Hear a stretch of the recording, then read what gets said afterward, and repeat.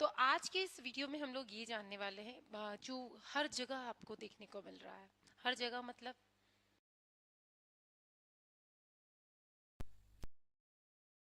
परेशान हो गए होंगे बच्चे कि नीट 2026 की तैयारी करे या ना करे।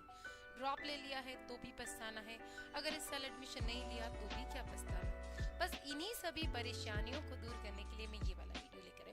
इससे पहले मैंने एक ये वाला वीडियो भी बनाया था, उसको उम्मीद है आप लोगों ने देखा होगा। दोनों में क्या डिफरेंस है वो चीज़ भी हम इसमें डिस्कस करेंगे, तो परेशान मत होइए, पूरे डिटेल में जानेंगे। उसके बाद क्या करना है क्या नहीं करना है वो आपको डिसीजन लेना है। नहीं समझ में आए तो कमेंट करना है, या फिर आप ज्वाइन कीजिए टेलीग्राम चैनल को, वहाँ पर भी मैं आप लोगों की प्रॉब्लम्स के सॉल्यूशंस देती रहती हूँ। लिंक कहाँ मिलेगा? लिंक मिल जाएगा डिस्क्रिप्शन में। तो आइए जानते हैं इन सब चीज़ों के बारे में कि यदि हम एम्स, क्या भाई एम्स में बात कर रही हूँ, मैंने क्या लिख दिया है, ये आपकी परेशानी के साथ साथ मुझे भी परेशानी हुई। यानी हम एम्स की बात कर रहे हैं, एम्स में एडमिशन लेना है, हमें 2026 की कॉम्पिटिटिव एग्जाम्स की प्रिपरेशंस कर रहे हैं, करे या ना करे। सबसे बड़ी दिक्कत तो ये, अब समय भी ज़्यादा नहीं, डेट भी डिक्लेयर है, तो ऐसे में हमें क्या करना चाहिए? रुकिए और समझिए, ठीक है? थोड़ा सा रुकिए, पेशेंस रखिए और जान लीजिए इसके बारे में। मैं यहाँ सिर्फ नीट की बात नहीं कर रही हूँ, हम दोनों की बात करेंगे। इसके साथ साथ हम एम्स की भी बात करेंगे, यानी नीट के साथ साथ हम किसकी बात करने वाले हैं? हम एम्स की भी बात करने वाले हैं 2026। तो जैसा कि आपने ये देखा कि 2026 में आप लोग नीट पर लग जाएगा बैन। किन बच्चों के लिए? नीट परीक्षा पे बैन नहीं लगेगा, उन स्टूडेंट्स पे बैन लगेगा जिन्होंने इस साल एग्जाम्स दी है। नेक्स्ट ईयर की एग्जाम्स के लिए वो बच्चे एलिजिबल ही नहीं हो पाएंगे, तो ऐसे में फिर उन्हें क्या करना चाहिए इसके बारे में जानेंगे। तो मैंने इसलिए कि वीडियो ज़्यादा लंबा ना हो, बच्चे परेशान ना हो। देखो, एमसीसी और आयुष का एक नया रूल आ गया है। किसके लिए? एम्स, ठीक है। एमबीबीएस और बीडीएस आप पढ़ना चाह रहे हैं, एमबीबीएस और बीडीएस। कई बार होता है कि हाँ हमने नीट की एग्जाम दी, हो सकता है हर साल का कट ऑफ अलग हो, हर साल की रैंकिंग अलग हो, तो हम ये सोचते हैं कि चलो इस बार एमबीबीएस में एडमिशन नहीं मिला, बीडीएस में मिल रहा है, बीडीएस में ले लेते हैं और प्रिपरेशंस करते हैं।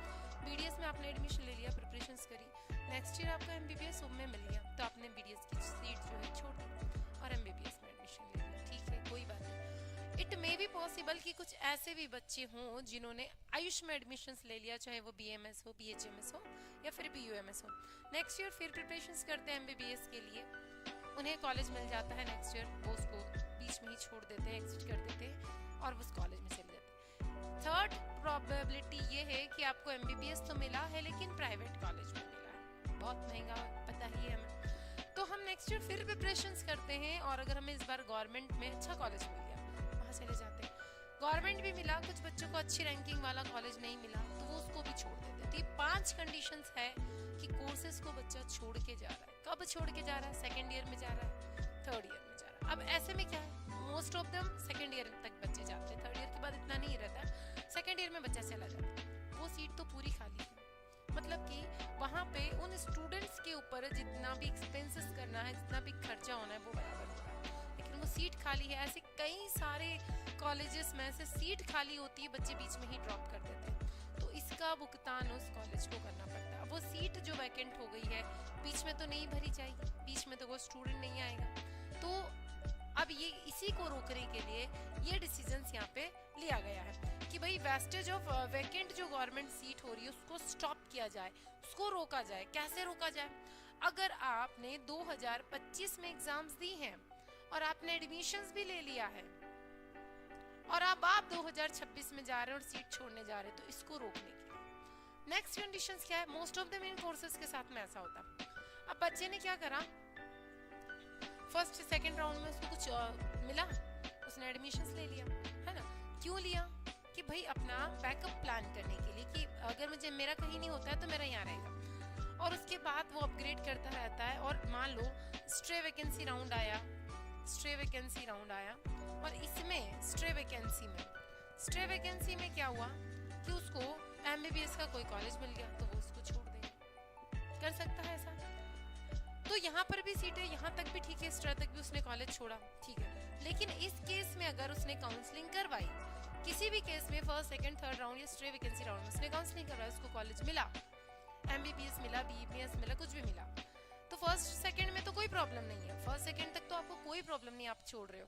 लेकिन थर्ड राउंड काउंसलिंग और फिर स्ट्रे राउंड, अब स्ट्रे का थोड़ा सा अलग रूल है। इसमें क्या होता है बेटा, इसमें अमाउंट ज़्यादा लगता है, पहले आपसे सिक्योरिटी अमाउंट ज़्यादा जमा करना चाहिए। तो अगर आप इसमें पार्टिसिपेट करो, क्योंकि इसके बाद तो कोई राउंड काउंसलिंग होना ही नहीं, इसमें आप कॉलेज छोड़ देते हो, पहले आपको सीट मिल गई, तो पहले अब क्या रूल लाया गया है, ये रूल लाया गया है कि जो सिक्योरिटी अमाउंट है आपका, वो आपको रिफंड नहीं किया जाएगा। ठीक है, यहाँ तक तो ठीक है, चलो अमाउंट ही जा रहा है। लेकिन अब वो सीट क्या है, पूरी खाली रहेगी, पूरा साल वो खाली रहेगी, उस पर कोई बच्चा नहीं आ सकता। तो जिस बच्चे को आना चाह रहा था उसके लिए भी लॉस है और गवर्नमेंट के लिए भी लॉस है, प्राइवेट कॉलेज है तो वहाँ के मैनेजमेंट के लिए। तो इसको रोकने के लिए ये रूल लाया गया कि अमाउंट तो आपका डिपॉजिट होना ही 101%, इसके साथ साथ आप 2026 में भी एलिजिबल नहीं हो, आप बाहर हो गए एग्जाम देने से। क्यों?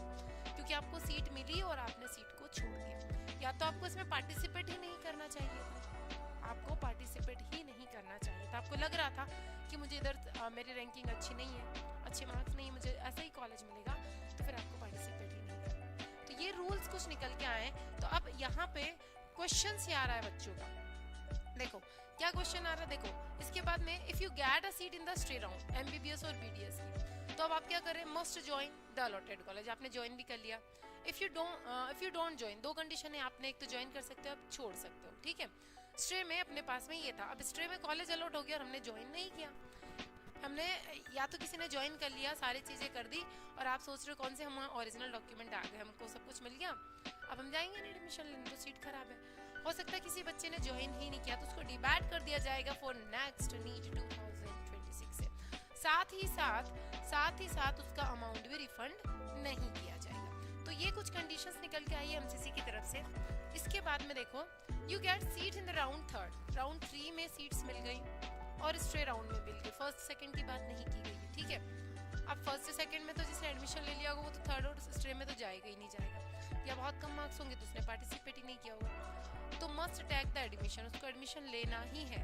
अगर आप सीट एग्जिट करते हो तो आपको किसके लिए जैसे आपने आयुष में एडमिशन ले लिया, ठीक है, आयुष का कोई सा भी कोर्सेस, बीएमएस, बीएचएमएस या फिर बीयूएमएस, कोई सा भी हो सकता है। अब बच्चे वही क्या कर रहे हैं, इसको छोड़ रहे हैं, नहीं लेना है मुझे एडमिशन, अब नहीं पढ़ना है, तो अब क्या होगा, आप नीट के लिए तो बैन नहीं होगी, यहाँ पे सारी चीजें सारी प्रोसेस कर दी और आप ज्वाइन नहीं कर रहे हो, तो अब क्या होगा, यहाँ पर ये ध्यान रखना, आप आयुष के लिए बैन हो जाओगे, नीट के लिए तो बैन नहीं होगे, आयुष के लिए बैन हो जाओगे, ये ध्यान रखेंगे सिर्फ आयुष डिपार्टमेंट।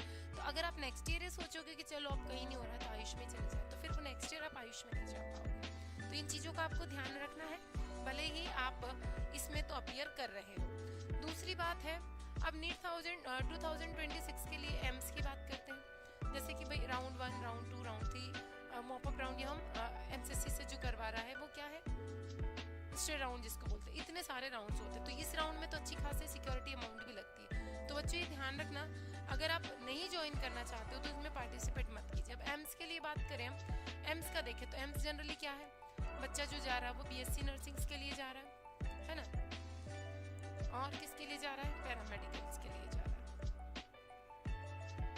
तो अब याद रखो, यहाँ पे जो बच्चा इनके लिए जा रहा है, वो चाहे नीट के थ्रू जा रहा है या एम्स के डायरेक्ट एग्जाम से जा रहा है, तो यहाँ पर अभी तक तो रूल नहीं आया, एम्स वाले बच्चों पे ये खतरा नहीं मंडरा रहा है। हो सकता है इसके अब चांसेस कितने हैं, 10% चांसेस है कि भाई यहाँ पर भी जो अमाउंट आए, जो जितने भी कोर्सेज है इनके लिए, क्योंकि यहाँ तो आयुष ही है, तो अब आप अगर ऐसा करते हो तो इन कोर्सेज के लिए फिर आप एलिजिबल नहीं हो पाओगे, तो ऐसा मत करना, ये ध्यान रखना। पर अभी प्रोबेबिलिटी कम है, एमसीसी ने तो स्ट्रिक्टली इसको फॉलो करना चालू कर दिया, एम्स में लागू हुआ ऐसा जरूरी नहीं, 10% हमको लग रहा है, लेकिन हो सकता है कुछ दिनों बाद ये अपडेट आ जाए, क्योंकि उसमें फॉलो हो रहा है तो इसमें भी लग जाए, तो ऐसा मत करना। पहले आप कोर्स डिसाइडेड जरूर कर लेना कि भाई इसमें जाना है, सीट नहीं छोड़ना है, सबसे इंपॉर्टेंट है कि भाई सीट नहीं हमको छोड़ना है। तो 10% प्रोबेबिलिटी अभी भी लग रही है, क्योंकि बच्चा ज़्यादातर एम्स में किसके लिए जाएगा, अगर एम्स एग्जाम से जा रहा है तो बीएससी नर्सिंग से जा रहा है। तो अभी आप लोग एम्स वाले तो मत परेशान होइए, लेकिन भाई जो नीट के थ्रू यहाँ पर एमबीबीएस बीडीएस में कोर्सेज में एडमिशन ले लेके छोड़ रहे थे, उन सीट्स को बचाने के लिए गवर्नमेंट ने ये रूल लाया। बाकी अगर कोई चीज़ ऐसी लगी हो जो आपको नहीं समझ में आई तो आप कमेंट कर दीजिए या टेलीग्राम चैनल को ज्वाइन कर लीजिएगा। साथ ही यदि आप लोग नेक्स्ट ईयर बीएससी नर्सिंग के लिए 2026 के प्रिपरेशंस करना चाह रहे हैं तो आप दांगी अकेडमी ऐप को डाउनलोड कर सकते हैं प्ले स्टोर पर जाकर, जहाँ पर आपको सारी क्लासेस मिल जाएंगी इसके रिगार्डिंग, चाहे आप एम्स की प्रिपरेशंस कर रहे हो या किसी स्टेट के लिए बीएससी नर्सिंग की प्रिपरेशंस कर रहे हो, ठीक है।